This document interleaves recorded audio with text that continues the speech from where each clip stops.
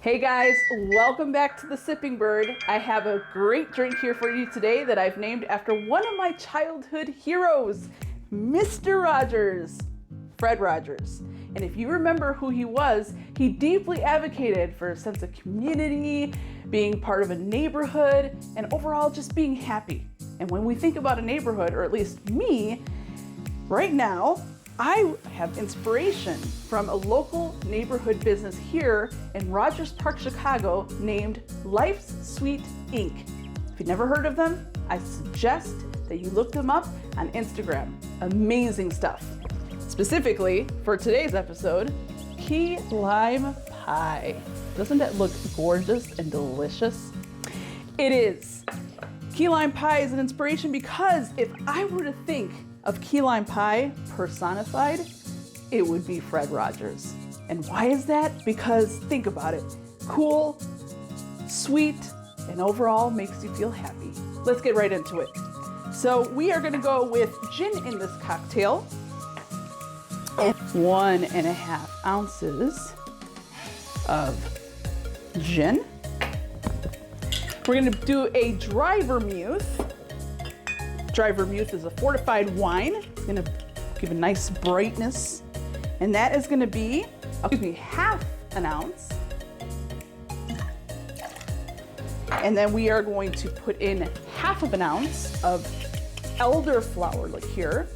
And you're probably wondering why I'm putting an elderflower liqueur in here. That's gonna bring in sweetness, but it's also gonna bring that nuanced flavor that we get with a key lime pie that is not quite just citrus, not quite just condensed milk, but it's a culmination of all these little things that go on. And then we are going to do half an ounce of key lime juice. And we are going to put some condensed milk in here. See?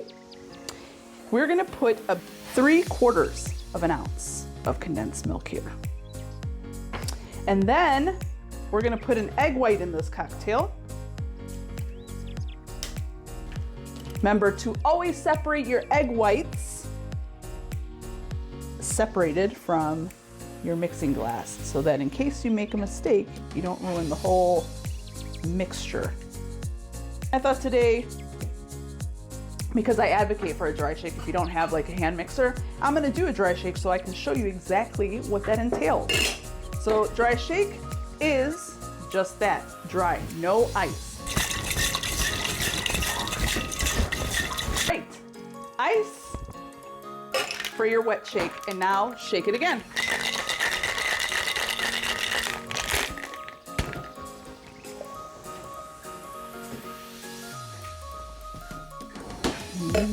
Smells pretty key limey. All right, we are just going to strain this right into our cocktail glass here. All right. Now, as all of you should know by now, an egg white cocktail is going to blow your mind. And it starts separating and creates a nice little foam on there. And that's what really makes it sort of that texture that brings in the element of a parfait or like a pie-like, in this case, a key lime pie. So we're gonna garnish this. You can take your lime and you can use some tool like this, and you can just go right across the rinds. And I like these because they're just small little elements, and when you do that, it expresses the natural oils in there, and you just drop them right on top. And that's how we're gonna garnish it today.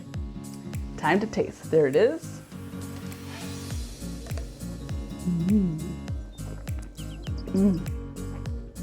Just perfect. It would be perfect if it was the pie, but this one tastes like a pie. Oddly enough, with the elderflower liqueur, you would think it'd be too sweet. With the condensed milk and all that, it all balances out.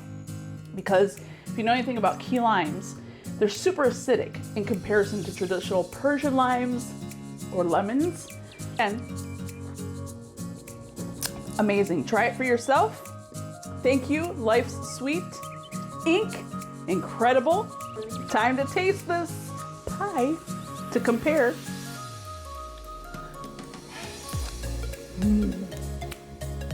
It's delicious. It's tart, sweet, bright.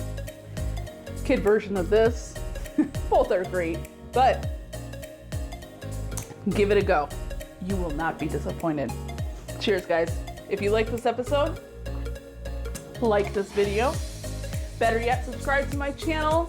Make sure to get the word out to your friends, family members. Tell them to watch, ask some questions, maybe leave some suggestions. And guys, stay home, stay safe, think global, and buy local. Bye. Always, here's Molka. She approves. She loves them both. Mwah!